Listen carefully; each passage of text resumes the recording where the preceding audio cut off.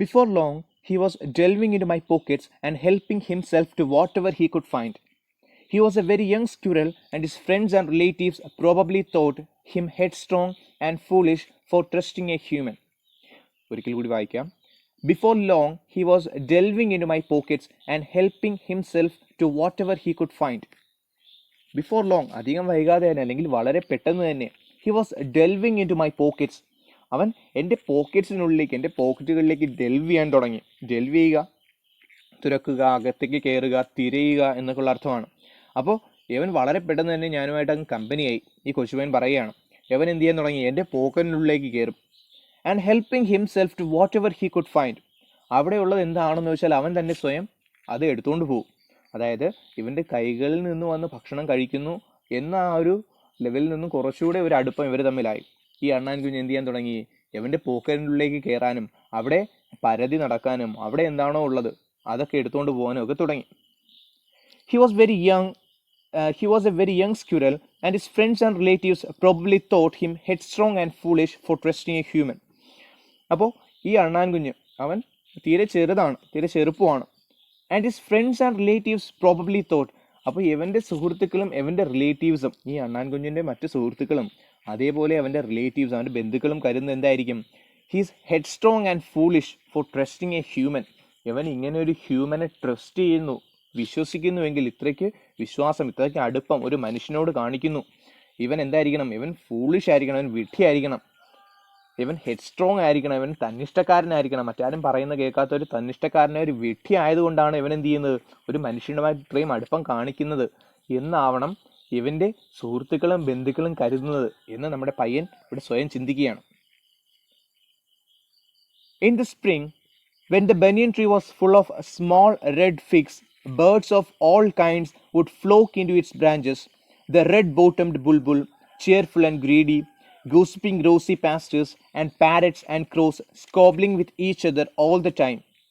During the fig season, the banyan tree was the noisiest place on the road. ഒരിക്കൽ കൂടി വായിക്കാം. In the spring, when the banyan tree was full of small red figs, birds of all kinds would flock into its branches. The red-bottomed bulbul, cheerful and greedy, gossiping rosy pastures, and parrots and crows squabbling with each other all the time. During the fig season, the banyan tree was the noisiest place on the road. In the spring season, vasantakalathu, when the banyan tree was full of small red figs, ഈ banyan tree നിറയെ, ഈ വസന്തകാലത്ത് ഈ ആൽമരം നിറയെ ചെറിയ small figs, ചെറിയ ചുമന്ന figs, ചെറിയ fruits ഉണ്ടാവും. ആ സമയത്ത് birds of all kinds would flock into its branches. എല്ലാ തരത്തിലുള്ള പക്ഷികൾ വന്ന് ഇതിൻ്റെ ബ്രാഞ്ചസിലേക്ക്, ഇതിൻ്റെ ശിഖരങ്ങളിലേക്ക് വന്ന് ഫ്ലോക്ക് ചെയ്യും, വന്ന് ചേക്കേറും, വന്ന് ചേരും. അവയിൽ ചില പക്ഷികളെയാണ് പറയുന്നത് ദ റെഡ് ബോട്ടംഡ് ബുൾബുൾ. അതായത് ഈ ബുൾബുൾ പക്ഷിയുടെ താഴ്ഭാഗത്തായിട്ട് ചുവപ്പ് നിറമുണ്ട്. ചിത്രം നിങ്ങൾ കാണാം. അപ്പോൾ അതിൻ്റെ ക്യാരക്ടറാണ് പറയുന്നത് ചിയർഫുൾ ആൻഡ് ഗ്രീഡി. ഈ ബുൾബുൾ പക്ഷി എങ്ങനെയാണ്, ചിയർഫുൾ ആണ്, എപ്പോഴും ആൾ വളരെ ഹാപ്പിയാണ്, പക്ഷെ ഗ്രീഡിയാണ്, കൊതിയനാണ്. ഗോസിപ്പിംഗ് റോസി പാസ്റ്റേഴ്സ്, എപ്പോഴും ഗോസിപ്പ് പറയുക, നിങ്ങൾക്കറിയാം, പരദൂഷണം പറയുക, മറ്റുള്ളവരെ കുറിച്ച് കുറ്റം പറയുക. അപ്പോൾ ഇവിടെ ഉദ്ദേശിക്കുന്നത് എപ്പോഴും ചിലച്ചുകൊണ്ടിരിക്കുന്ന, എപ്പോഴും ബഹളം വെച്ചുകൊണ്ടിരിക്കുന്ന റോസി പാസ്റ്റേഴ്സ്, പന്തിക്കാളി, റോസ് മൈന എന്നൊക്കെ പറയുന്ന റോസി പാസ്റ്റേഴ്സ് ചിത്രം നിങ്ങൾ കാണാം. And parrots and crows, parrots തത്തകളും ക്രോസ് കാക്കകളും. അപ്പോൾ അങ്ങനെ പലതരം പക്ഷികൾ ഈ ഒരു സ്പ്രിംഗ് സീസണിൽ ഈ ആൽമരത്തിൽ ഇത്തരത്തിലൊരു ചെറിയ ചെറിയ പഴങ്ങൾ ഉണ്ടാകുന്ന സമയത്ത് ഇതിലേക്ക് വന്ന് കയറാറുണ്ട്. Squabbling with each other all the time, എപ്പോഴും എല്ലാ സമയവും ഈ പക്ഷികൾ വന്നു ചേർന്ന് കഴിഞ്ഞാൽ എല്ലാ സമയവും എപ്പോഴും they are squabbling with each other, പരസ്പരം വഴക്കടിക്കലാണ്, ബഹളം വയ്ക്കലാണ്, തമ്മിൽ ബഹളം വയ്ക്കലാണ്, എപ്പോഴും ചിലപ്പും ബഹളവുമാണ്. During the fig season the banyan tree was the noisiest place on the road. അപ്പോൾ ഈ പയ്യൻ പറയുന്നു, ഈ ഫിഗ് സീസണിൽ, ഈ പഴങ്ങൾ ഉണ്ടാകുന്ന ഈ സീസണിൽ the banyan tree was the noisiest place on the road. അവരുടെ ആ റോഡിലെ ഏറ്റവും ശബ്ദമുഖരിതമായ, ഏറ്റവും നോയിസസ്റ്റ് ആയ, ഏറ്റവും കൂടുതൽ ബഹളം ഉണ്ടാകുന്ന സ്ഥലം എന്ന് പറയുന്നത് ഈ ബനിയൻ ട്രീ ആണ് എന്ന് പറയുന്നു. Halfway up the tree, I had built a small platform on which I would often spend the afternoons when it wasn't too hot. I could read there, propping myself up against the bole of the tree with cushions taken from the drawing room. Halfway up the tree, ആ മരത്തിന് പകുതി മുകളിലായിട്ട്, അല്ലെങ്കിൽ ആ മരത്തിൻ്റെ കുറച്ച് മുകളിലായിട്ട്, I had build A small platform. ഞാൻ ചെറിയൊരു പ്ലാറ്റ്ഫോം ഉണ്ടാക്കി, ചെറിയൊരു തട്ട് പോലെ ഉണ്ടാക്കി, നമ്മുടെ ഏറുമാടങ്ങൾ പോലെയൊക്കെ. ഇവൻ എന്ത് ചെയ്തു, ഞാൻ ഈ മരത്തിൻ്റെ കുറച്ച് മുകളിലായിട്ട്, ഈ ആൽമരത്തിൻ്റെ കുറച്ച് മുകളിലോട്ട് കയറുന്ന വഴിക്ക് ചെറിയൊരു തട്ട് പോലെ ഉണ്ടാക്കിയെടുത്തു. On which I would often spend the afternoons when it was in too hot. അപ്പോൾ അവിടെ അവൻ എന്ത് ചെയ്യും, മിക്കപ്പോഴും അവൻ്റെ ആഫ്റ്റർനൂൺസ്, അവൻ്റെ ഉച്ചയ്ക്ക് ശേഷമുള്ള സമയങ്ങൾ അവൻ അവിടെ ചിലവഴിക്കാറുണ്ട്. When it was in too hot, പുറത്ത് അധികം ചൂടില്ലാത്തപ്പോൾ, അധികം വെയിലില്ലാത്തപ്പോൾ അവൻ എന്ത് ചെയ്യാറുണ്ട്, ഇവൻ്റെ ഉച്ചയ്ക്ക് ശേഷമുള്ള സമയങ്ങൾ ഈ ആൽമരത്തിന് മുകളിൽ ഇവൻ ഉണ്ടാക്കിയ ഈ തട്ടിലിരുന്ന് ഇവൻ ചിലവഴിക്കും. I could read there, propping myself up against the bole of the tree with cushions taken from the drawing room. അവൻ പറയുന്നു, അവിടെ ഇരുന്ന് ആ പ്ലാറ്റ്ഫോമിലിരുന്ന് അവന് വായിക്കാം. He could read there, propping myself up against the bole of the tree.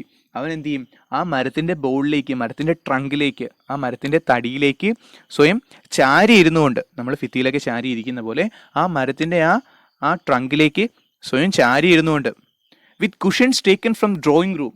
അതും drawing റൂമിൽ പോയി, വീടിൻ്റെ അകത്തളത്തിൽ പോയി അവിടെ നിന്ന് കുഷ്യൻസ് എടുത്തുകൊണ്ട് വന്ന് അത് വെച്ചാണ് ചാരി ഇരിക്കുന്നത്. അവിടെ ഇരുന്ന് അവൻ എന്ത് ചെയ്യും, പുസ്തകങ്ങൾ വായിക്കും. അടുത്ത് പറയുന്ന അവൻ വായിച്ചിരുന്ന പുസ്തകങ്ങളെ പറ്റിയും റൈറ്റേഴ്സിനെ പറ്റിയൊക്കെയാണ്. Treasure Island, Huckleberry Finn, The Mowgli Stories, and the novels of Edgar Rice Burroughs and Louisa May Alcott made up my bag of very mixed reading. അപ്പോൾ അവൻ വായിച്ചിരുന്ന പുസ്തകങ്ങളിൽ ചിലതാണ് ട്രഷർ ഐലൻഡും ഹക്കിൾബെറി ഫിന്നും ഒക്കെ. ട്രഷർ ഐലൻഡ് എന്ന് പറയുന്നത് കുറച്ച് സാഹസികതയെ കലർന്ന ഒരു ചിൽഡ്രൻസ് ബുക്ക് സീരീസാണ്. അതിനെ ബേസ് ചെയ്തുകൊണ്ട് ഒന്നിലേറെ പുസ്തകങ്ങൾ ഇറങ്ങിയിട്ടുണ്ട്. ഹക്കിൾബെറി ഫിന്നും ടോം സോയറും കുട്ടികൾക്കായിട്ടുള്ള ബുക്കുകളിൽ ഇറങ്ങിയിട്ടുള്ളതിൽ ഏറ്റവും പ്രശസ്തമായ 2 കഥാപാത്രങ്ങളാണ് ഹക്കിൾബെറി ഫിന്നും ടോം സോയറും. മാർക്ക് ട്വെയിൻ എന്ന പ്രശസ്തനായ എഴുത്തുകാരൻ്റെ സൃഷ്ടിയാണ് ഇവയൊക്കെ. ദ മൗഗ്ലി സ്റ്റോറീസ്, മൗഗ്ലി നിങ്ങൾക്ക് പരിചിതമാണ്. And the novels of Edgar Rice Burroughs, Louisa May Alcott, ഇവരൊക്കെ റൈറ്റേഴ്സാണ്. അപ്പോൾ ഇവരുടെ പുസ്തകങ്ങളെ പറ്റിയും ഇവരുടെ കഥാപാത്രങ്ങളെ പറ്റിയൊക്കെ കൂടുതൽ നമുക്ക് ക്ലാസ്സിൽ ചർച്ച ചെയ്യാം. ഇവിടെ അതിന് വലിയ പ്രസക്തിയില്ല. അപ്പോൾ ഇവൻ വായിച്ചിരുന്ന കുറച്ച് പുസ്തകങ്ങളാണ് ഇവിടെ പറയുന്നത്. I made up my bag of very mixed reading. അപ്പോൾ ഇവയൊക്കെ ആയിരുന്നു എൻ്റെ ആ ഒരു ബാഗ് ഓഫ് റീഡിങ്ങിലുണ്ടായിരുന്ന, ഞാൻ വായിച്ചിരുന്ന ആ ശേഖരത്തിലുണ്ടായിരുന്ന ബുക്സ് ഇവയൊക്കെ ആയിരുന്നു എന്നവൻ പറയുന്നു. When I did not feel like reading, I could look down through the banyan leaves at the world below, at grandmother ഹാങ്ങിങ് up or taking down the washing, at the cook quarreling with a fruit vendor, or a grandfather grumbling at the hardy Indian marigolds which insisted on springing up all over his very English garden. Okay, അപ്പോൾ ഒന്നുകൂടെ വായിക്കാം. വായിക്കുന്ന സമയം എന്ത് ചെയ്യുക, കൂടെ വായിച്ചു വരിക, ശ്രദ്ധിക്കുക. When I did not feel like reading, I could look down through the banyan leaves at the world below. എനിക്ക് വായിക്കാൻ തോന്നാത്ത സമയങ്ങളിൽ, അതായത് ആ പ്ലാറ്റ്ഫോമിൽ കയറിയിരിക്കുമ്പോൾ അവൻ വായിക്കാറുണ്ടെന്ന് പറഞ്ഞു. അപ്പോൾ എപ്പോഴും വായിക്കാൻ പറ്റത്തില്ലല്ലോ. അവന് വായിക്കാൻ തോന്നാത്ത സമയങ്ങളിൽ I could look down through the banyan leaves at the world below. അവൻ പറയുന്നു, അവൻ എന്ത് ചെയ്യാം, ആ ബനിയൻ ലീവ്സിനിടയിലൂടെ, ആ ആൽമരത്തിൻ്റെ ഇലകൾക്കിടയിലൂടെ താഴേക്കുള്ള ലോകത്തിലേക്ക് നോക്കിയിരിക്കാം, താഴെയുള്ള കാഴ്ചകൾ കണ്ടിരിക്കാം എന്ന് പറയുന്നു. അപ്പോൾ സാധാരണ അവൻ കാണുന്ന കാഴ്ചകളാണ് ഇനി പറയുന്നത്. അറ്റ് ഗ്രാൻഡ് മദർ ഹാങ്ങിങ് അപ്പോ taking down the washing. Grand mother, മുത്തശ്ശി എന്ത് ചെയ്യുന്നു, വാഷ് ചെയ്ത് വിരിക്കുന്ന തുണികൾ വിരിക്കുന്നതും അല്ലെങ്കിൽ ഉണങ്ങിയ തുണികൾ എടുത്തുകൊണ്ട് പോകുന്നതും ഒക്കെ കാണാം.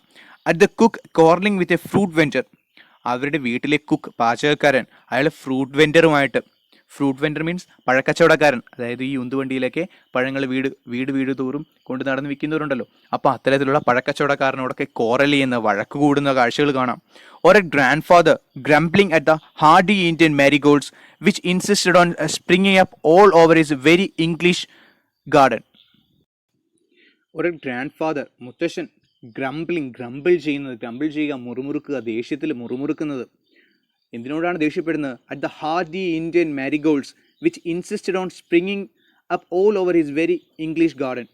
അദ്ദേഹത്തിൻ്റെ വെരി ഇംഗ്ലീഷായ, അതായത് ഇംഗ്ലീഷ് സ്റ്റൈലിൽ, നാടൻ രീതിയിലല്ല, നമ്മുടെ ഇന്ത്യൻ രീതിയിലല്ല, ഇംഗ്ലീഷ് രീതിയിൽ ഒരുക്കിയിരിക്കുന്ന അദ്ദേഹത്തിൻ്റെ പൂന്തോട്ടത്തിൽ, അതായത് അവിടുത്തെ അത്തരത്തിലുള്ള പൂക്കളും ചെടികളും ഒക്കെ കൊണ്ടുവന്ന് വളരെ നീറ്റായിട്ട് ചെയ്തു വെച്ചിരിക്കുന്ന, അറേഞ്ച് ചെയ്ത് വെച്ചിരിക്കുന്ന ഗാർഡനിൽ, അദ്ദേഹത്തിൻ്റെ ആ ഗാർഡനിൽ അങ്ങിങ്ങായി സ്പ്രിങ് ചെയ്ത് വരുന്ന, മുളച്ചു വരുന്ന ഹാർഡി ഇന്ത്യൻ മാരിഗോൾഡ്സ്, വളരെ ടഫായ, ഏത് കണ്ടീഷനിലും വളർന്നു വരുന്ന എന്ന അർത്ഥത്തിലാണ് അവിടെ ഹാർഡി എന്നത് ഉപയോഗിച്ചിരിക്കുന്നത്.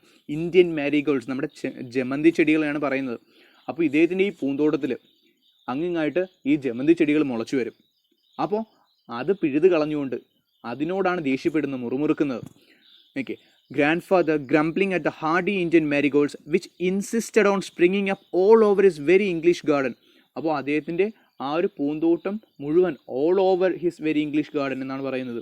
അദ്ദേഹത്തിന് ആ പൂന്തോട്ടം മുഴുവൻ അങ്ങിങ്ങായിട്ട് സ്പ്രിങ് ചെയ്ത് വരുന്ന, മുളച്ച് വരുന്നതിൽ ഇൻസിസ്റ്റ് ചെയ്തിരുന്ന, നിർബന്ധം പിടിക്കുന്നത്. കാരണം എത്ര പറിച്ച് കളഞ്ഞാലും ഇത് പിന്നെയും പിന്നെയും മുളച്ചു വരും.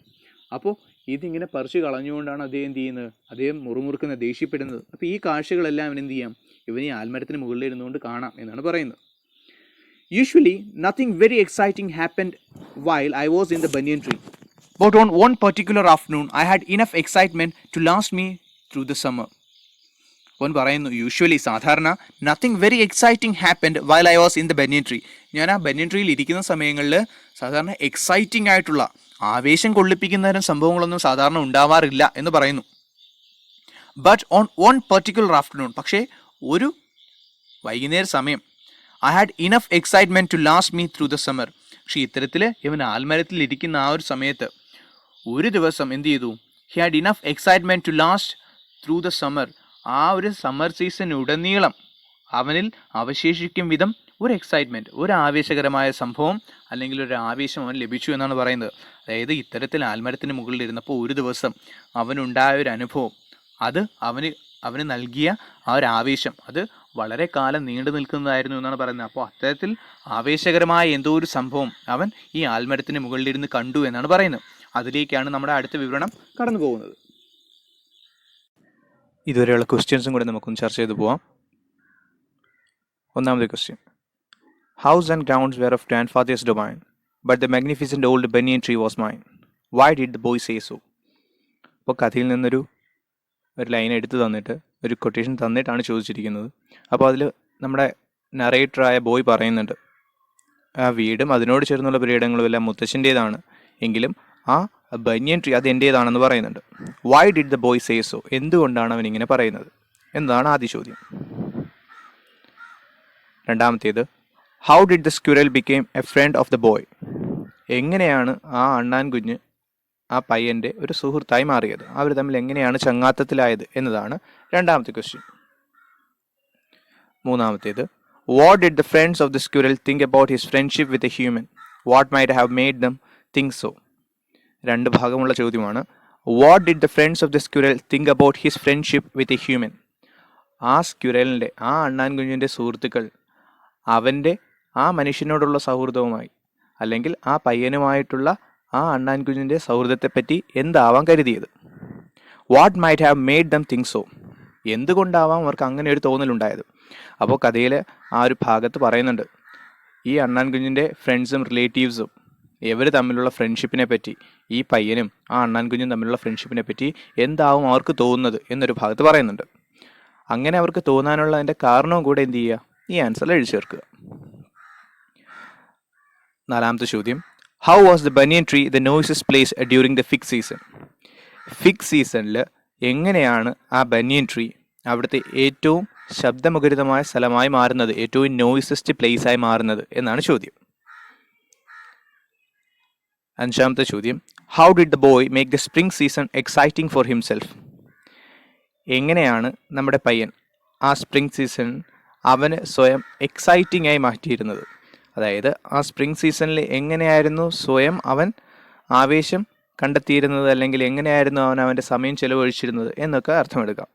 അപ്പോൾ അവൻ സ്പ്രിംഗ് സീസണിൽ എങ്ങനെയായിരുന്നു അവൻ്റെ സമയം ചെലവഴിച്ചിരുന്നത്, അല്ലെങ്കിൽ അവൻ സന്തോഷം കണ്ടെത്തിയിരുന്നത് എന്നാണ് ചോദ്യം. അപ്പോൾ ഈ 5 ചോദ്യങ്ങൾക്കും ആൻസർ ചെയ്യുക. കംപ്ലീറ്റ് സെൻറ്റൻസുകളായി തന്നെ ആൻസർ ചെയ്യുക.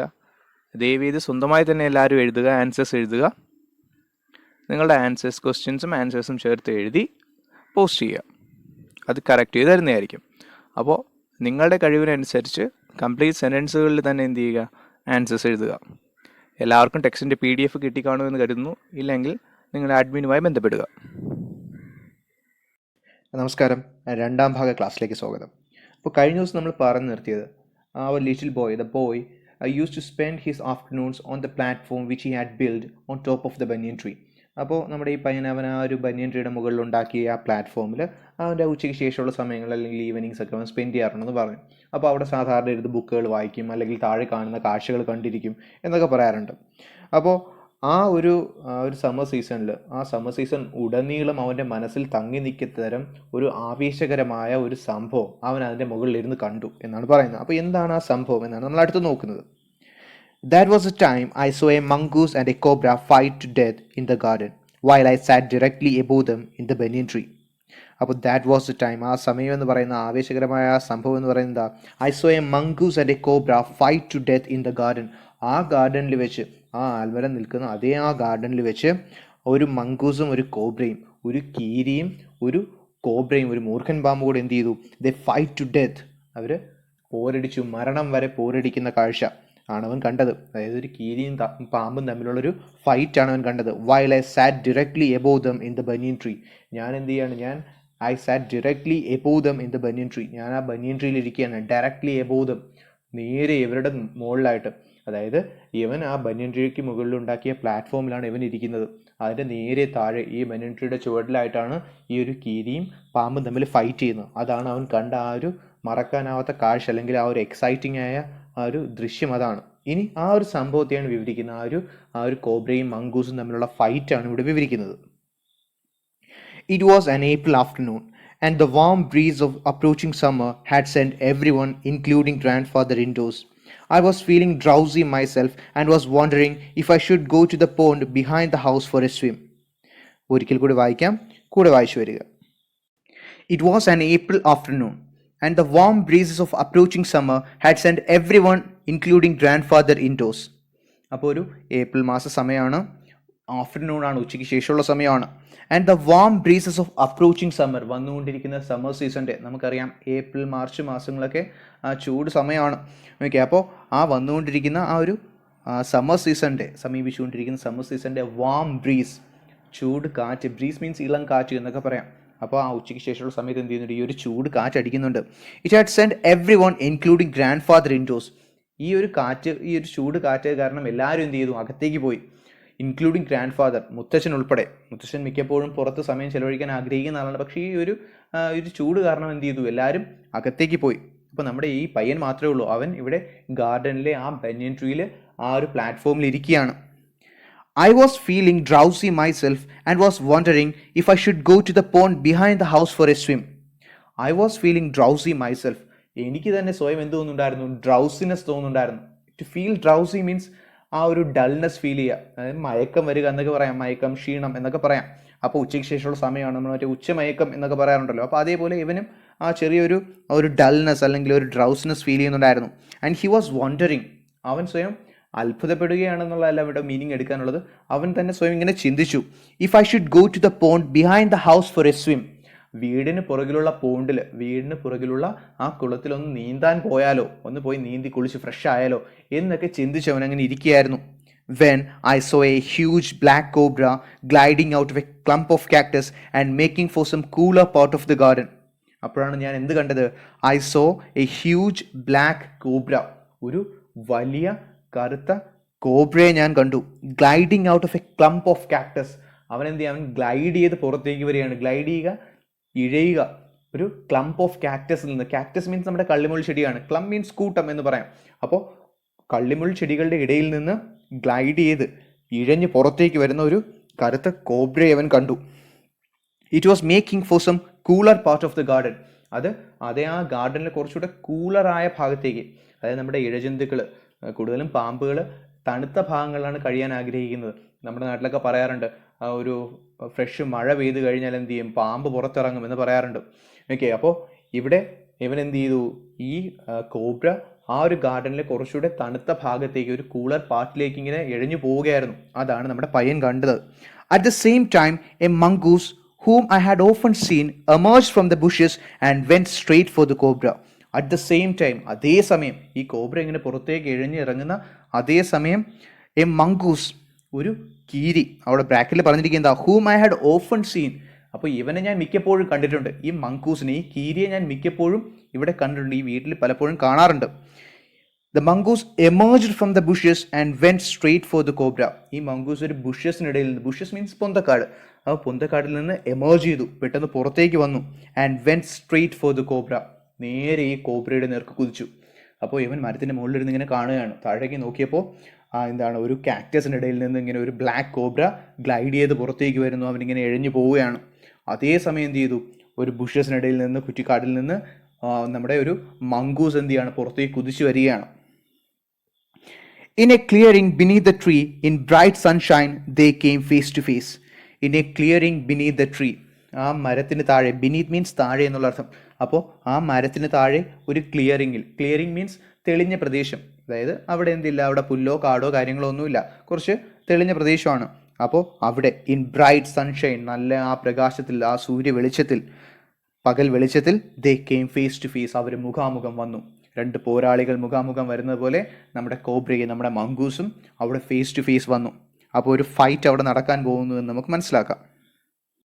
ഓക്കെ, നിങ്ങൾക്കറിയാം, ഇപ്പോൾ എന്തെങ്കിലും ഒരു മത്സരം, ബോക്സിംഗ് ആയിക്കോട്ടെ, റെസ്ലിംഗ് ആയിക്കോട്ടെ, അപ്പോൾ അങ്ങനെ എന്തെങ്കിലും മത്സരത്തിന് മുമ്പായിട്ട് ആ മത്സരാർത്ഥികൾ അല്ലെങ്കിൽ എതിരാളികളെ പരിചയപ്പെടുത്താറുണ്ട്. ഒരാളുടെ പേര്, അയാൾ വരുന്ന സ്ഥലം, അയാളുടെ ഉയരം, അയാളുടെ ഭാരം, അങ്ങനെ എന്തെങ്കിലുമൊക്കെ പറയാറുണ്ട്.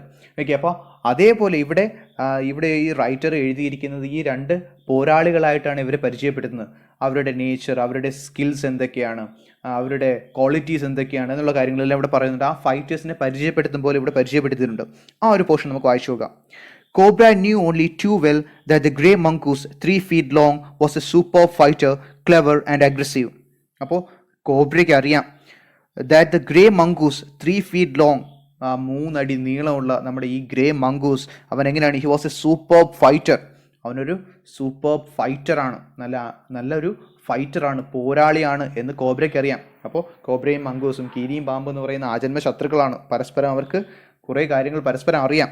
ഒരാളുടെ കഴിവുകൾ എന്താണ്, അവരുടെ പോരായ്മകൾ എന്താണെന്നൊക്കെ അറിയാം. അപ്പോൾ ഇവിടെ കോബ്രയ്ക്ക് അറിയാവുന്ന കാര്യം എന്താണ്, ഈ ഗ്രേ മംഗൂസ്, ചാര നിറമുള്ള ഈ മംഗൂസ് എങ്ങനെയാണ്, അവൻ 3 അടി നീളമുള്ളവനാണ്, അവൻ ഒരു സൂപ്പർ ഫൈറ്ററാണ്, ക്ലെവർ ആൻഡ് അഗ്രസീവ്. ക്ലെവറാണ്, നല്ല ബുദ്ധിയുള്ളവനാണ്, വിവേകിയാണ്, അഗ്രസീവാണ്. അഗ്രസീവ് മീൻസ് അക്രമ സ്വഭാവമുള്ളവനാണ്, മുന്നോട്ട് കയറി ആക്രമിക്കുന്ന ശൈലിയുള്ളവനാണ്.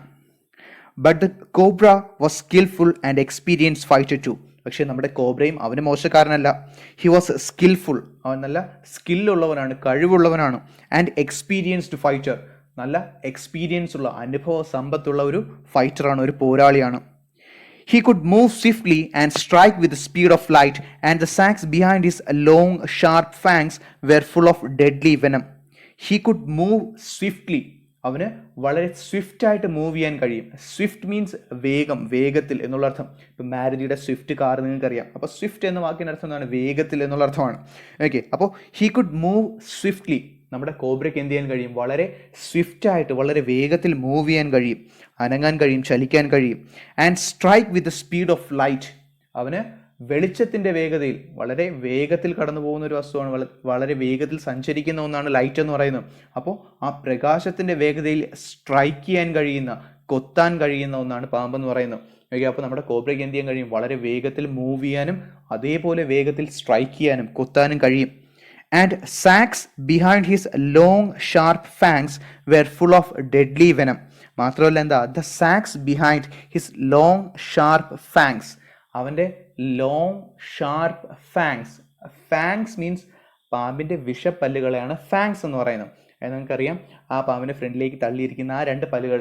ഓക്കെ, അപ്പോൾ ആ ഫാങ്സിന് പുറകിൽ, അത് ലോങ് ഷാർപ്പാണ്, നീളമുള്ള നല്ല മൂർച്ചയുള്ള ആ പല്ലുകൾക്ക് പിറകിലായിട്ട്, അല്ലെങ്കിൽ ആ ഫാങ്സിന്, പല്ലെന്ന് പറയാൻ പാടില്ല, ഫാങ്സ് എന്ന് തന്നെ പറയണം. ഓക്കെ, ആ ഫാങ്സിന് പിറകിൽ ഉള്ള സാക്കിൽ, സഞ്ചിയിൽ, നമ്മൾ വിഷസഞ്ചി എന്ന് പറയുന്ന, ഓക്കെ, ആ സഞ്ചിക്കുള്ളിൽ എന്തുണ്ട്, were full of deadly venom, വളരെ ഡെഡ്ലി ആയ, വളരെ മാരകമായ വിഷമാണ് നിറഞ്ഞിരിക്കുന്നത്. അപ്പോൾ ഒരു പോരാളിയെ പരിചയപ്പെടുത്തി, നമ്മുടെ കോബ്രയെ പറഞ്ഞു, കോബ്ര എന്താണ്, അവന് വളരെ വേഗത്തിൽ സ്വിഫ്റ്റായിട്ട് മൂവ് ചെയ്യാൻ കഴിയും, ലൈറ്റിൻ്റെ വേഗതയിൽ സ്ട്രൈക്ക് ചെയ്യാൻ കഴിയും, അവന് ലോങ് ഷാർപ്പ് ഫാങ്സ് ഉണ്ട്, അതിന് പുറകിലായിട്ടുള്ള സാക്സിൽ, സാക്ക് മീൻസ് സഞ്ചി, ആ സഞ്ചികളിൽ, വിഷസഞ്ചികളിൽ എന്തുണ്ട്, ഡെഡ്ലി വെനമുണ്ട്, മാരകമായ വെനം, വിഷമുണ്ട്. അപ്പോൾ അവിടെ ഒരു ഫൈറ്ററിൻ്റെ ഇൻട്രൊഡക്ഷൻ കഴിഞ്ഞു. It was to be a battle of champions. ഇതൊരു ചാമ്പ്യൻസ് തമ്മിലുള്ള ബാറ്റിലാവാൻ പോവുകയാണ്. ചാമ്പ്യൻസ് മീൻസ് ജേതാക്കൾ.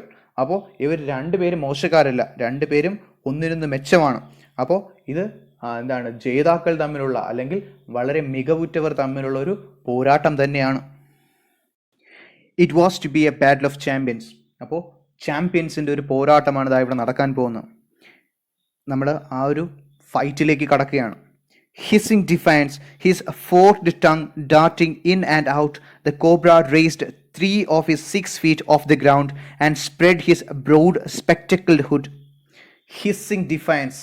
ഹിസ് ചെയ്തുകൊണ്ട്, ഹിസ്സിങ് സൗണ്ട് മീൻസ് പാമ്പ് ഹിസ് ചെയ്യുന്ന സൗണ്ട്, സൗണ്ട് കേൾക്കാറുണ്ട് അല്ലേ? അപ്പോൾ പാമ്പ് ആ ഒരു ഹിസ്സിങ് സൗണ്ട് കാണിക്കുന്നത് എന്താണ്? ചലഞ്ചിങ് ആയിട്ടാണ്, ചലഞ്ച് ചെയ്യാനായിട്ട്, വെല്ലുവിളിയായിട്ടാണ്. അപ്പോൾ അവനെന്താണ് വളരെ ബോൾഡായിട്ട് ചലഞ്ച് ചെയ്ത് ആ ഒരു എന്ത് ചെയ്തു, അവൻ്റെ forked tongue, tongue നാക്കാണ്. Forked means മുറിഞ്ഞത് എന്നുള്ള അർത്ഥം. ഫോർക്ക് നിങ്ങൾക്കറിയാം, സ്പൂണും ഫോർക്കും നിങ്ങൾക്കറിയാം. നമ്മൾ ആ സ്പൂണിൽ സ്ലിറ്റ്സ് ഇട്ട് കൊടുത്താൽ, അതായത് കീറലുകൾ കൊടുത്താൽ എങ്ങനെയിരിക്കും, അതുപോലെയാണ് ഫോർക്ക്, നമ്മൾ നൂഡിൽസ് കഴിക്കുന്ന ഫോർക്ക്. ഓക്കെ, അപ്പോൾ അതുപോലെയാണ് പാമ്പിൻ്റെ നാക്ക്. നിങ്ങൾക്കറിയാം, പകുതി മുറിഞ്ഞാണ് ഇരിക്കുന്നത്, സ്പ്ലിറ്റഡ് ടങ് ആണ്. ഓക്കെ, അതിനാണ് ഫോർക്ക്ഡ് ടങ് എന്ന് പറയുന്നത്. ഓക്കെ, അപ്പോൾ അവൻ്റെ ആ ഫോർക്ക്ഡ് ടങ്, അവൻ്റെ ആ നാക്ക് ഡാർട്ടിങ് ഇൻ ആൻഡ് ഔട്ട്, അകത്തേക്കും പുറത്തേക്കും കുതിക്കുന്നുണ്ട്. അതായത് പാമ്പ് ഹിസ് ചെയ്ത് നിൽക്കുമ്പോൾ, നിങ്ങൾ സിനിമകളിലൊക്കെ കണ്ടിട്ടുണ്ട്, അല്ലെങ്കിൽ വീഡിയോസിൽ കണ്ടിട്ടുണ്ട്, പാമ്പ് എന്ത് ചെയ്യുന്നു, ചലഞ്ച് ചെയ്ത് നിൽക്കാൻ സമയത്ത് ഈ ഒരു ഹിസ്സിങ് സൗണ്ടും ഉണ്ടാക്കാറുണ്ട്, നാക്ക് അകത്തേക്കും പുറത്തേക്കും നീട്ടാറുണ്ട്. Okay, the cobra raised 3 of his 6 feet off the ground. അവൻ എന്ത് ചെയ്തു, വായുവിലേക്ക് ഉയർന്നു. അവൻ മൊത്തത്തിൽ 6 അടി നീളമുണ്ട്, 6 feet ആണ്. അപ്പോൾ അതിലെ 3 feet അവൻ വായുവിലേക്ക് ഉയർന്നു നിന്നു. അപ്പോൾ കോബ്രയൊക്കെ ആണെങ്കിൽ അവർ ഫൈറ്റിംഗ് സ്റ്റാൻസ് ഒക്കെ എടുത്തു കഴിഞ്ഞാൽ, ഫൈറ്റ് ചെയ്യാൻ പോവുകയാണെങ്കിൽ എന്ത് ചെയ്യും, മാക്സിമം വായുവിലേക്ക് ഉയർന്നു നിൽക്കും. അപ്പം 3 അടിയോളം വായുവിലേക്ക് ഉയർന്നാണ് നിൽക്കുന്നത് നമ്മുടെ കോബ്ര. അവൻ്റെ ആ ഹുഡ് മീൻസ് പത്തിയൊക്കെ വിരിച്ച് നാക്ക് പുറത്തേക്കൊക്കെ നീട്ടി ബാറ്റിലിന് തയ്യാറായിട്ട് നിൽക്കുകയാണ്. And spread his broad spectacled hood, അവൻ്റെ ബ്രോഡായ സ്പെക്ടക്കിൾഡ് ഹുഡ് സ്പ്രെഡ് ചെയ്ത് നിൽക്കുകയാണ്. ഹുഡ് മീൻസ് പറഞ്ഞു പത്തിയാണ്, പാമ്പിൻ്റെ പത്തിയാണ്. ആ പത്തി സ്പ്രെഡ് ചെയ്തു, വിടർത്തി. ബ്രോഡാണ്, നല്ല വീതിയുള്ള പത്തിയാണ്. അപ്പോൾ അത്യാവശ്യം നല്ല പ്രായമുള്ള ഒരു പാമ്പാണ്, അല്ലെങ്കിൽ കോബ്രയാണ് നമുക്ക് പറയാം. അതും സ്പെക്ടക്കിൾഡ് ഹുഡ് എന്നാണ് പറയുന്നത്. സ്പെക്ടക്കിൾസ് എന്താണെന്ന് പറയാം. സ്പെക്ടക്കിൾസ് മീൻസ് കണ്ണാടി, നമ്മൾ മൂക്കിൽ വയ്ക്കുന്ന കണ്ണാടിയില്ലേ, ആ കണ്ണാടിയാണ് സ്പെക്ടക്കിൾസ് എന്ന് പറയുന്നത്. ഓക്കെ, നമ്മൾ കോബ്രയെ 2 രീതിയിൽ പറയാറുണ്ട്. അതായത് 2 രീതിയിലുള്ള കോബ്രേസ് ആണ് ഉള്ളത്. ഒന്ന് നമ്മൾ പറയുന്ന കിങ് കോബ്ര എന്ന് പറയുന്ന ടൈപ്പും, രാജവെമ്പാല എന്ന് പറയുന്ന ടൈപ്പും, അതേപോലെ സർപ്പം എന്ന് പറയുന്ന ടൈപ്പും ഉണ്ട്. ഓക്കെ, കിങ് കോബ്രയും ഉണ്ട്, സ്പെക്ടക്കിൾഡ് കോബ്രയും ഉണ്ട്. ഓക്കെ, ഇത് തമ്മിലുള്ള വ്യത്യാസം എന്താണെന്ന് ചോദിച്ചു കഴിഞ്ഞാൽ, സ്പെക്ടക്കിൾഡ് കോബ്ര നിങ്ങൾക്ക് ഏറ്റവും പരിചിതമായ രീതിയിൽ പറയുകയാണെങ്കിൽ ശിവൻ്റെ കഴുത്തിൽ കിടക്കുന്ന ആൾ. ഹിന്ദു മിത്തോളജിയിൽ ലോർഡ് ശിവയുടെ കഴുത്തിൽ കിടക്കുന്ന ആ ടീമിനെയാണ് നമ്മൾ സ്പെക്ടക്കിൾഡ് കോബ്ര എന്ന് പറയുന്നത്. അതായത് അവൻ്റെ ഹുഡിന് പുറകിലായിട്ട്, അവൻ്റെ പത്തിക്ക് പുറകിലായിട്ട് ചെറിയ കണ്ണാടിയുടെ ഷേപ്പ് പോലെ, അല്ലെങ്കിൽ നമ്മൾ മലയാളത്തിൽ എഴുതുന്ന പോലെ, ഋഷിയുടെ എഴുതുന്ന പോലെ ആ ഒരു അടയാളം ഉണ്ടാവും. ഓക്കെ, അതായത് ചെറിയ കണ്ണാടിയുടെ ആ ഒരു ഷേപ്പ് പോലെ ഉണ്ടാവും. അങ്ങനെയുള്ളതിനെയാണ് നമ്മൾ സ്പെക്ടക്കിൾഡ് കോബ്ര എന്ന് പറയുന്നത്. ഓക്കെ, ആ ഒരു വ്യത്യാസം നിങ്ങൾക്ക് മനസ്സിലായെന്ന് വിശ്വസിക്കുന്നു. അപ്പോൾ സ്പെക്ടക്കിൾഡ് കോബ്രാസും ഉണ്ട്, കിങ് കോബ്രാസും ഉണ്ട്. അപ്പോൾ പത്തിയുടെ പുറകിലായിട്ട് എന്തുള്ള ഒരു കണ്ണാടിയുടെ ആകൃതിയുള്ള ഷേപ്പുള്ളതിനെയാണ് നമ്മൾ സ്പെക്ടക്കിൾഡ് കോബ്രാസ് എന്ന് പറയുന്നത്. അല്ലാത്തതിനെ നമ്മൾ കിങ് കോബ്രാസ് എന്ന് പറയും. ഓക്കെ, ശരി. അപ്പോൾ ഇവിടെ അവൻ്റെ സ്പെക്ടക്കിൾഡ് ഹുഡൊക്കെ വിരിച്ച്, ആ ഒരു പത്തിയൊക്കെ വിരിച്ച് ചലഞ്ച് ചെയ്ത് നിൽക്കുകയാണ് നമ്മുടെ കോബ്ര. അപ്പോൾ നമ്മുടെ mongoose, the mongoose bushed his tail, the long hair on his spine stood up. The mongoose bushed his tail, അവൻ്റെ ടെയിൽ ബുഷപ്പ് ചെയ്തു. ഓക്കെ, ബുഷപ്പ് ചെയ്യുക എന്ന് പറയുന്നത്, അതൊരു എക്സാമ്പിൾ വിഷയം പറയാൻ പറ്റൂ. നമ്മുടെ പൂച്ചയൊക്കെ തമ്മിൽ ഫൈറ്റ് ചെയ്യുന്ന ടൈമിൽ അതതിൻ്റെ വാല് സ്റ്റഡിയാക്കി നിർത്തുകയും അതിലെ രോമങ്ങൾ എഴുന്നേറ്റ് നിൽക്കുകയും ചെയ്യും. ഓക്കെ, അതായത് നമ്മുടെ പൊടിയടിക്കുന്ന ബ്രഷിലൊക്കെ അതിൻ്റെ ബ്രഷിലെ ആ ഒരു ബ്രസിൽസ് ഇങ്ങനെ ഉയർന്നു നിൽക്കുന്ന പോലെ ആ പൂച്ചയുടെ വാലിലെ രോമങ്ങൾ ഇതേപോലെ ഉയർന്നു നിൽക്കാറുണ്ട്. ഓക്കെ, അതായത് ഇവർ അഗ്രസീവ് ആവുന്ന ടൈമിൽ, ആക്രമണത്തിന് അല്ലെങ്കിൽ അവർ ആരെങ്കിലും ചലഞ്ച് ചെയ്യുന്ന ടൈമിലൊക്കെയാണ് ഇത്തരത്തിൽ അവരുടെ രോമങ്ങൾ എഴുന്നേറ്റ് നിൽക്കാറ്. അപ്പോൾ അതേപോലെ നമ്മുടെ മംഗൂസ് എന്ത് ചെയ്തു, അവൻ്റെ ടെയിൽ ഇതുപോലെ ബുഷപ്പ് ചെയ്തു, അതിൽ രോമങ്ങളൊക്കെ ഇങ്ങനെ എഴുന്നേറ്റ് നിന്നു. Mongoose bushed his tail, the long hair on his spine stood up. അവൻ്റെ സ്പൈനിലുള്ള, അതായത് ആ നട്ടലിലുടനീളമുള്ള, അതായത് അവൻ്റെ മുതുകിലെ രോമങ്ങൾ എന്ന് വേണമെങ്കിലും പറയാം, ആ മുതുകിലെ രോമങ്ങളും, the long hair on his spine, അവൻ്റെ സ്പൈനിലുള്ള ആ ലോങ് ഹെയർ, നീളമുള്ള രോമങ്ങളും അതും എഴുന്നേറ്റ് നിന്നു. അപ്പോൾ നമ്മുടെ കോബ്ര എന്ത് ചെയ്തു, ഫൈറ്റിങ്ങിന് റെഡിയായി കഴിഞ്ഞു, മംഗൂസും ഫൈറ്റിന് റെഡിയായി എന്ന് നമുക്ക് ഇതൊന്ന് മനസ്സിലാക്കാം. അവിടെ ബ്രാക്കറ്റിൽ പറഞ്ഞിരിക്കുന്നത് എന്താ, in the past the very thickness of his hair had saved him from bites that would have been fatal to others. In the past, കഴിഞ്ഞ കാലങ്ങളിൽ, പലവട്ടം. The very thickness of his hair, ഈ മുടിയുടെ, അവൻ്റെ ഈ സ്പൈനിലുള്ള, അവൻ്റെ പുറകിലുള്ള നടുവിലൊക്കെയുള്ള ഈ മുടിയുടെ കട്ടിയാണ്, തിക്നെസ് ആണ് അവനെ സേവ് ചെയ്തത്. Had saved him from bites that would have been fatal to others, അവനെ ഫേറ്റലായ, മറ്റുള്ളവർക്ക് ഫേറ്റലായേക്കാവുന്ന പല ബൈറ്റ്സിൽ നിന്നും സേവ് ചെയ്ത. ബൈറ്റ്സ് മീൻസ് കടിയാണ് ഉദ്ദേശിക്കുന്നത്, അതായത് പാമ്പിൻ്റെ ആ കടിയിൽ നിന്ന് അല്ലെങ്കിൽ ആ ഒരു കൊത്തിൽ നിന്ന് മറ്റുള്ളവർക്ക് ഏറ്റു കഴിഞ്ഞാൽ ഫേറ്റലായേക്കാവുന്ന, മരണകാരണമായേക്കാവുന്ന ആ പാമ്പിൻ്റെ കൊത്തിൽ നിന്ന് ഇവനെ സേവ് ചെയ്തത് ഇതേ രോമങ്ങളാണ്. അതായത് നമ്മുടെ ഈ മങ്കൂസിൻ്റെ കീരിയുടെ പുറത്തുമുള്ള ഇത്രയും കട്ടിയുള്ള രോമങ്ങളുള്ളതുകൊണ്ട് പാമ്പിൻ്റെ കൊത്ത് കേൾക്കത്തില്ല, അതായത് അതിൻ്റെ വിഷപ്പല്ലുകൾ താഴ്ന്നിറങ്ങത്തില്ല, വിഷം അതിനെ ഇറക്കാൻ പറ്റത്തില്ല. ഓക്കെ, അപ്പോൾ ആ രോമങ്ങളൊക്കെ അവൻ എന്ത് ചെയ്തു, അവൻ ഉയർത്തി ആ ഒരു ഫൈറ്റിന് റെഡി ആയിട്ട് നിൽക്കുകയാണ്. Though the combatants were unaware of my presence in the banyan tree, they soon became aware of the arrival of 2 other spectators. ഒരിക്കൽ കൂടെ വായിക്കാം. Though the combatants were unaware of my presence in the banyan tree.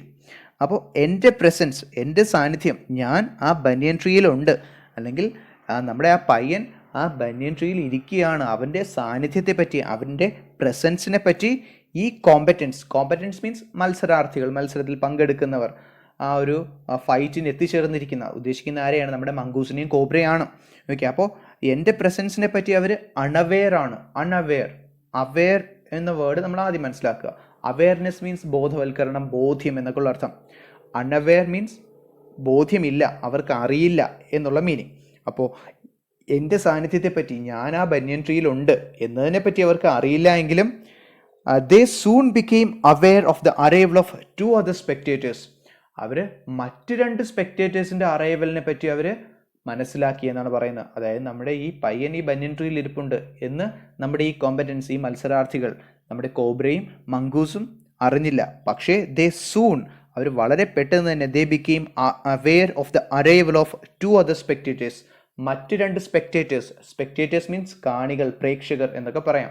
അപ്പോൾ ഇവരുടെ fight കാണാൻ 2 spectators, 2 കാണികൾ arrive ചെയ്തു, എത്തിച്ചേർന്നു എന്നവർ മനസ്സിലാക്കി. അപ്പോൾ മറ്റ് 2 പേര് കൂടി എന്ത് ചെയ്തു, ഈ ഫൈറ്റ് കാണാൻ വന്നു. നമ്മുടെ പയ്യൻ മാത്രമല്ല, വേറെ 2 കാണികൾ കൂടി, 2 പ്രേക്ഷകർ കൂടി ഈ കോബ്രയും മങ്കൂസും തമ്മിലുള്ള ഫൈറ്റ് കാണാൻ അവിടെ എത്തിച്ചേർന്നു എന്നാണ് പറയുന്നത്.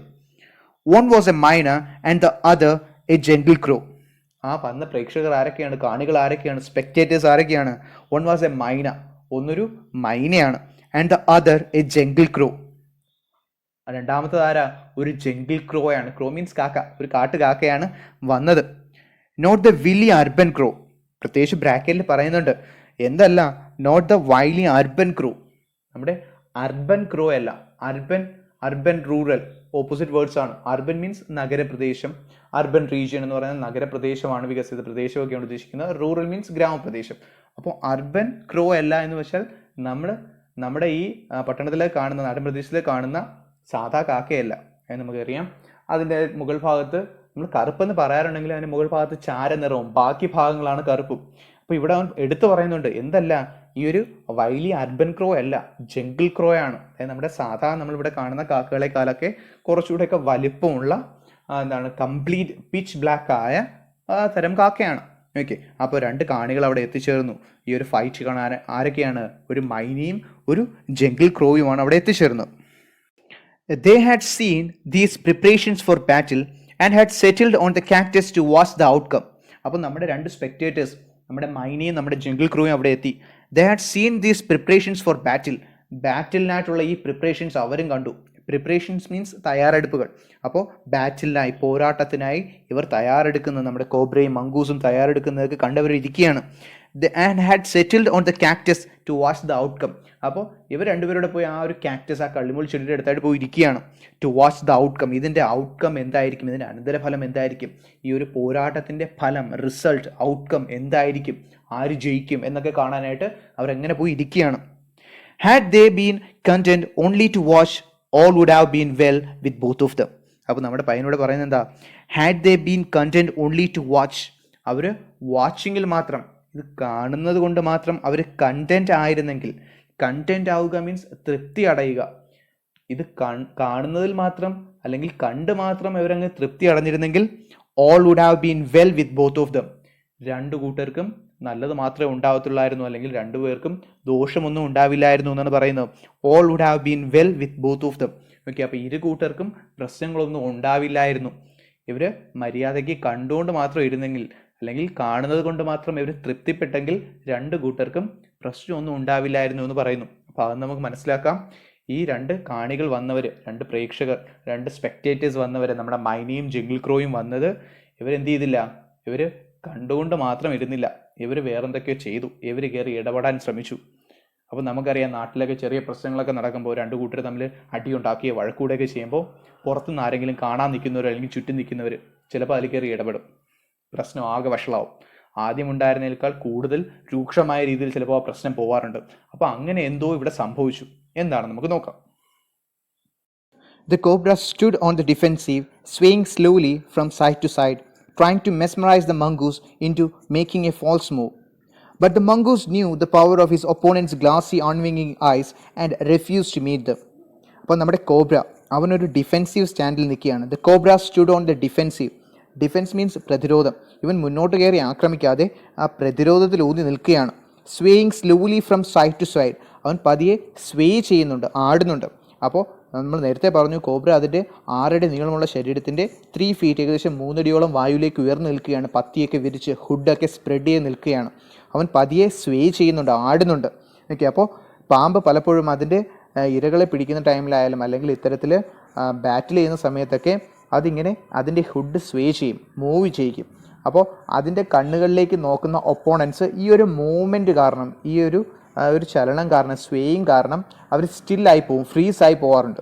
ഓക്കെ, അപ്പോൾ എന്ത് ചെയ്യണമെന്നറിയാതെ സ്റ്റില്ലായി പോകുന്ന സമയത്താണ് എന്ത് ചെയ്യാറ്, ഈ സ്നേക്ക് അറ്റാക്ക് ചെയ്യാറ് അല്ലെങ്കിൽ സ്ട്രൈക്ക് ചെയ്യാറ്. അപ്പോൾ അതേപോലെ ഇവൻ ഡിഫെൻസിൽ നിന്നുകൊണ്ട് പതിയെ സ്വേ ചെയ്യുകയാണ്, ആടുകയാണ്.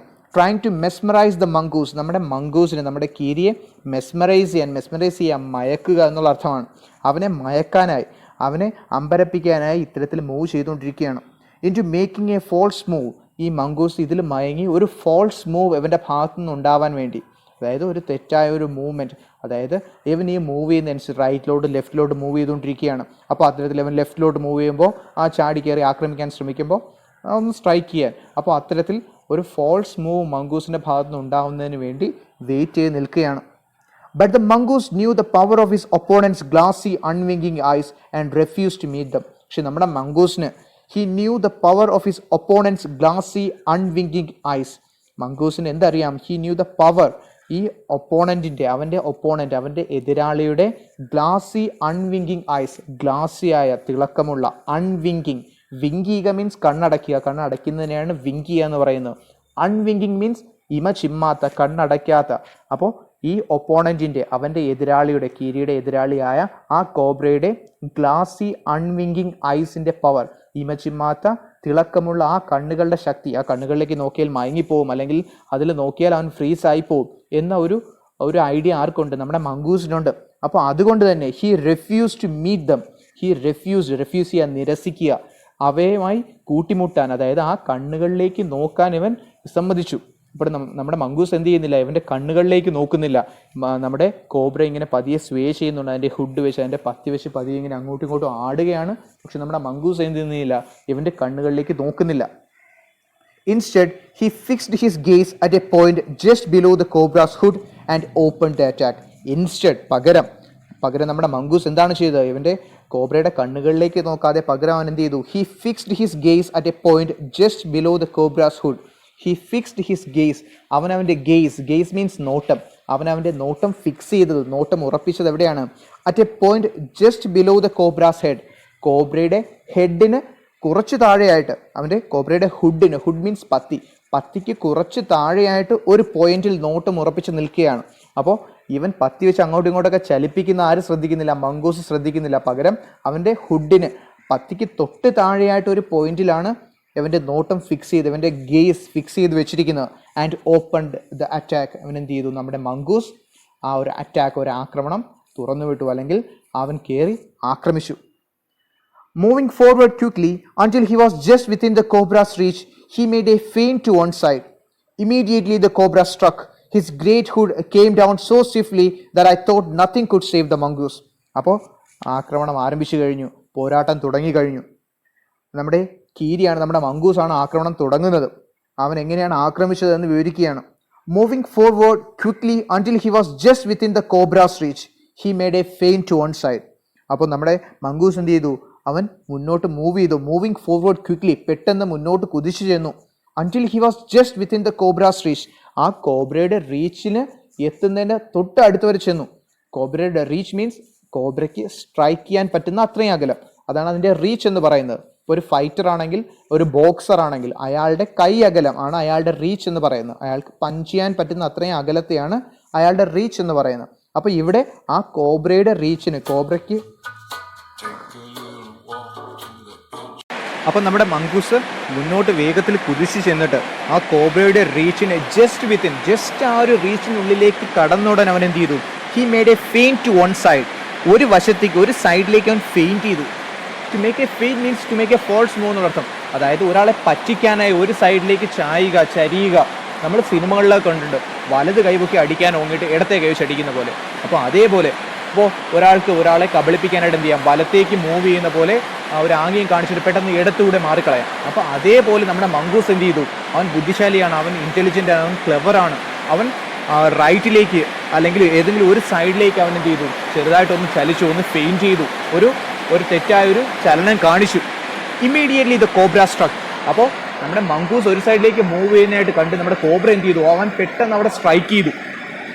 His great hood came down so swiftly that I thought nothing could save the mongoose. അപ്പോൾ ഇവൻ്റെ ആ ഗ്രേറ്റ് ഹുഡ്, ഇവൻ്റെ ആ വലിയ പത്തി, it came down so swiftly, അത്രയും സ്വിഫ്റ്റായിട്ട്. സ്വിഫ്റ്റ് എന്ന വാക്ക് നമ്മൾ നേരത്തെ കണ്ടു. സ്വിഫ്റ്റ് മീൻസ് വേഗം. അപ്പോൾ ഇവൻ്റെ ഹുഡ്, ഇവൻ്റെ പത്തി അത്രയും വേഗത്തിലാണ് താഴേക്ക് വന്നത്. That I thought nothing could save the mongoose. അപ്പോൾ ഇത് കണ്ട് ഞാൻ കരുതിയത്, ആ പയ്യൻ കരുതിയത് എന്താ? Nothing could save the mongoose. ആ മംഗൂസിനെ സേവ് ചെയ്യാൻ ഒന്നിനും കഴിയില്ല, മറ്റൊന്നിനും അവനെ സേവ് ചെയ്യാൻ കഴിയില്ല.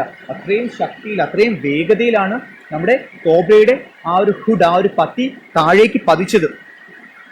But the little fellow jumped neatly to one side and darted in as swiftly as the cobra, biting the snake on the back and darting away again out of reach. But the little fellow, പക്ഷേ നമ്മുടെ ആ little fellow എന്നവിടെ പറഞ്ഞിരിക്കുന്ന ചെറുത് എന്നവിടെ പറഞ്ഞിരിക്കുന്ന ആരെയാണ്? നമ്മുടെ മംഗൂസിനെയാണ്. കാരണം അവനാണല്ലോ വലുപ്പത്തിൽ ചെറുത്, ആളാകെ 3 അടി നീളമേ ഉള്ളൂ. Okay, but the little fellow jumped neatly to one side. അവൻ വളരെ നീറ്റായിട്ട് എന്ത് ചെയ്തു? ഒരു സൈഡിലേക്ക് ചാടി മാറി. അപ്പോൾ ആദ്യമേ പറഞ്ഞു, അവനൊരു ഫെയിൻ്റ് ആണ് കാണിച്ചത്, ഒരു സൈഡിലേക്ക് ഒരു ചായ്വ്, അവനെ പറ്റിക്കാനായി, നമ്മുടെ കോബ്രയെ പറ്റിക്കാനായിട്ടാണ് എന്ത് ചെയ്തത്? ഒരു സൈഡിലേക്കൊരു ഫെയിൻ്റ് കാണിച്ചത്. ഇപ്പോൾ എന്ത് ചെയ്തു? അവൻ മറുവശത്തേക്ക് നൈസായിട്ട് അവൻ ചാടി അങ്ങ് മാറി, ഒഴിഞ്ഞു മാറി. And darted in as swiftly as the cobra. എന്നിട്ട് എന്ത് ചെയ്തു? ഒരു സൈഡിലേക്ക് ചാടി മാറിയതിനു ശേഷം ഹി ഡാർട്ടഡ് ഇൻ, ഡാർട്ട് ചെയ്യുക മീൻസ് കുതിക്കുക. അവൻ അകത്തേക്ക് കുതിച്ചു, കോബ്രയുടെ അടുത്തേക്ക് കുതിച്ചു ചെന്നു. As swiftly as the cobra. എത്ര വേഗത്തിലാണോ നമ്മുടെ കോബ്ര സ്ട്രൈക്ക് ചെയ്തത്, അതേ വേഗത്തിൽ തന്നെ അവനും എന്ത് ചെയ്തു? നമ്മുടെ മംഗൂസും കോബ്രയുടെ അടുത്തേക്ക് കുതിച്ചു ചെന്നു. Biting the snake on the back and darting away again out of reach. Biting the snake on the back, പാമ്പിനെ അതിന്റെ ബാക്കിൽ മീൻസ് അതിന്റെ ഹുഡിന് ബാക്കിൽ, അതിന്റെ പത്തിക്ക് പുറകിലായിട്ട് എന്ത് ചെയ്തു? ബൈറ്റ് ചെയ്തു, കടിച്ചതിന് ശേഷം darting away again out of reach, പിന്നെയും തിരിച്ചെന്ത് ചെയ്തു? കുതിച്ച് ചാടി പുറകിലോട്ട് മാറി, ഈ സ്നേക്കിന്റെ റീച്ചിന് പുറകിലേക്ക് വന്നു. അതായത് ഇവൻ വളരെ ക്ലെവർ ആയിട്ടാണ് അറ്റാക്ക് ചെയ്തത്. നമ്മുടെ സ്നേക്ക് എന്ത് ചെയ്യാണ്? നമ്മുടെ കോബ്ര അവിടെ ഹുഡൊക്കെ ഉയർത്തി, പത്തിയൊക്കെ ഉയർത്തി അറ്റാക്ക് ചെയ്യാൻ നിൽക്കുകയാണ്, അല്ലെങ്കിൽ ഒരു ഡിഫൻസീവ് പൊസിഷനിൽ നിൽക്കുകയാണ്. മംഗൂസാണ് ആക്രമണം തുടങ്ങുന്നത്. അവൻ അകത്തേക്ക് കുതിച്ചു ചെന്നിട്ട് ആ കോബ്രയുടെ റീച്ചിന് തൊട്ടടുത്ത് വന്നതും അവൻ എന്ത് ചെയ്തു? അവനൊരു സൈഡിലേക്ക് മൂവ് ചെയ്യുന്ന പോലെ ഒരു ഫെയിൻ്റ് അവൻ കാണിച്ചു. അപ്പോൾ കോബ്ര എന്ത് ചെയ്തു? ഉടനെ അങ്ങോട്ട് സ്ട്രൈക്ക് ചെയ്തു. അപ്പോൾ അത്രയും വേഗത്തിൽ അവൻ്റെ പത്തി താഴേക്ക് വരുന്ന ആ സമയത്ത് തന്നെ നമ്മുടെ മംഗൂസ് എന്ത് ചെയ്തു? He jumped swiftly to the other side. മറുവശത്തേക്ക് എന്ത് ചെയ്തു? നൈസായിട്ട് അങ്ങ് ചാടി മാറി. എന്നിട്ട് മുന്നോട്ട് കുതിച്ച് നമ്മുടെ ആ സ്നേക്കിന്റെ ആ ഹുഡ് താഴെ വന്ന ആ സമയത്ത് എന്ത് ചെയ്തു? അവന്റെ ഹുഡിന്റെ പുറകിൽ, അവന്റെ തലയുടെ പുറകിലായിട്ട് ബൈറ്റ് ചെയ്തു. ഒരു കടി കൊടുത്തതിന് ശേഷം ഉടനെ എന്ത് ചെയ്തു? തിരിച്ച് ചാടി പിന്നിലേക്ക് മാറുകയും ചെയ്തു.